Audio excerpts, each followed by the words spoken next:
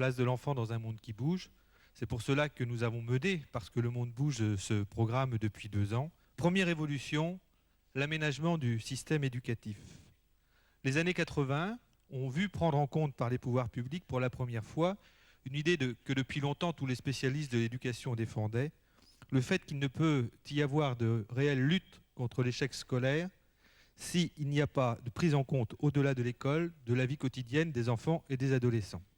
Deuxième évolution. En même temps que l'école évolue, la famille a beaucoup évolué dans les années 80. La famille, cellule de base de notre société, n'est plus aujourd'hui nécessairement l'alternative pour prendre en charge les enfants lorsqu'ils ne sont pas à l'école. Troisième évolution, c'est le développement de l'autonomie de l'enfant. Les années 80 ont marqué une progression importante sur ce domaine-là. De plus en plus tôt, les enfants, les adolescents sont reconnus comme des acteurs spécifiques, notamment au sein des familles. Évolution que sanctionne à sa manière, on l'a souligné tout à l'heure avec Frédéric Bredin, la Convention des Nations Unies pour les droits de l'enfant. Quatrième évolution, c'est le développement d'un mode de garde particulièrement efficace et particulièrement peu onéreux, qui s'appelle la télévision. Enfin, dernière évolution importante des années 80, nous semble-t-il, il doit y en avoir d'autres par ailleurs, mais parmi en tout cas les 5 plus importantes, c'est la décentralisation. La décentralisation qui multiplie les pôles d'initiative dans les domaines éducatifs et sociaux. Avec la décentralisation, on ne sait pas toujours qui a compétence sur quoi. Ces 5 évolutions fondamentales, dont les effets sont parfois complémentaires et parfois contradictoires, ont concouru à modifier profondément la vie quotidienne des enfants et des adolescents. La vie des enfants s'organise autour de 3 pôles interdépendants. L'école, la famille, le temps libre. Si l'école est ouverte à peu près 900 heures par an, les institutions de loisirs, notamment en milieu urbain, et je veux parler plus particulièrement des centres de loisirs, le sont, eux, 2500 heures. S'il est possible de dire qu'il existe une politique de l'école, qu'il existe une politique de la famille, il est plus difficile de souligner la même chose à propos du temps libre des enfants et des adolescents. L'éducation est une priorité nationale. L'éducation est présentée comme un outil majeur pour lutter contre le chômage, pour permettre à la France de faire face aux exigences du monde contemporain. Les sociétés post-industrielles, nous dit-on, sont des sociétés de l'intelligence. L'initiative, la créativité sont des capacités individuelles et collectives.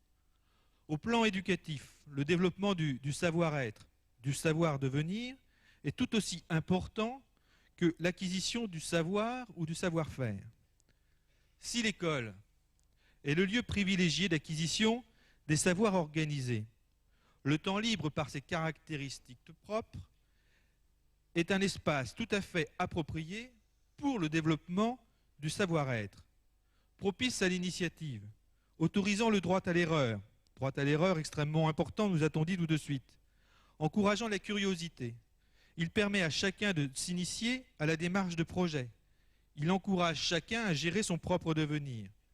Les potentialités éducatives du temps libre concourent au développement des sociétés modernes. Enjeu éducatif, mais aussi enjeu social. Le temps libre, parce qu'il est un lieu de liberté, est aussi, s'il n'est régulé, un facteur d'inégalité sociale. Temps riche, le temps libre doit cette richesse pour une large part aux conditions d'existence. Un enfant vivant dans un milieu favorisé au plan culturel, économique, géographique, un enfant dont les parents sont disponibles a plus de chances de vivre pleinement le temps libre qui est le sien qu'un enfant vivant dans un environnement difficile. Enjeu éducatif, enjeu social, le temps libre des enfants et des adolescents constitue un enjeu politique qu'il convient aujourd'hui de faire émerger à la conscience sociale. C'est l'engagement que nous voulons développer à travers la place de l'enfant. Il est indispensable qu'une action publique d'envergure vienne favoriser une régulation sociale du temps libre des enfants et des adolescents.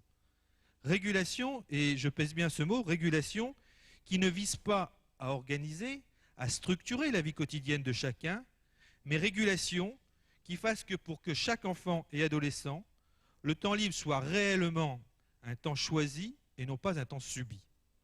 Combattre l'exclusion sociale, lutter pour une insertion sociale professionnelle réussie pour tous, nécessite tout autant Une action forte en direction de l'école, de la famille, que du temps libre des enfants et des adolescents.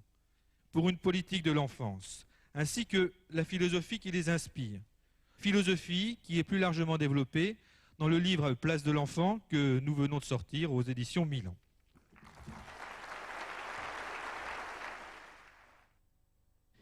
La parole est donc à vous. Exprimez-vous le plus possible, de préférence sur la place de l'enfant, qui deviendra alors un lieu de création dans chaque ville et dans chaque village.